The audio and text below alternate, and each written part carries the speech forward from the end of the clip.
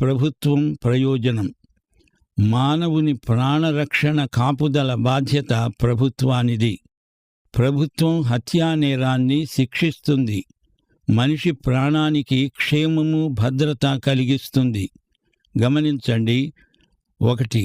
ప్రభుత్వం మానవజాతి మనుగడకు, వృద్ధికి దోహదపడే శాసనాలు, చట్టాలు చెయ్యాలి. 2. ప్రాణరక్షణకు హామీ ఇవ్వాలి. 3. పశు జంతు సముదాయముపై మానవునికి అధికారం, యాజమాన్యం ఉంది. 4. రక్తముతో మాంసం తినకూడదు. మాంసాహారం కూడా శాకాహారంలాగే దైవామోదం పొందిందే. 5. హత్య శిక్షార్హమైన నేరం. రాను రాను హంతకులను శిక్షించడంలో శాసనాలు అంత కఠినంగా అమలుకు రావటం లేదు.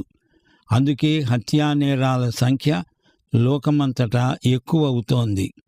రక్తం చిందించిన వాని రక్తం చెందాలి అనే ప్రభుత్వ శాసనం సడలించరానిది.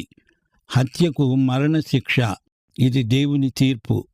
ఈ విధంగా దేవుడు మానవ ప్రాణానికి ప్రభుత్వాల ద్వారా భద్రత కల్పించాడు. ఈ రోజుల్లో మనిషి ప్రాణానికి క్షేమము, భద్రత అంతగా ఉన్నట్లు కనిపించదు. ఎప్పుడేమి జరుగుతుందో ఎవరికీ తెలియదు.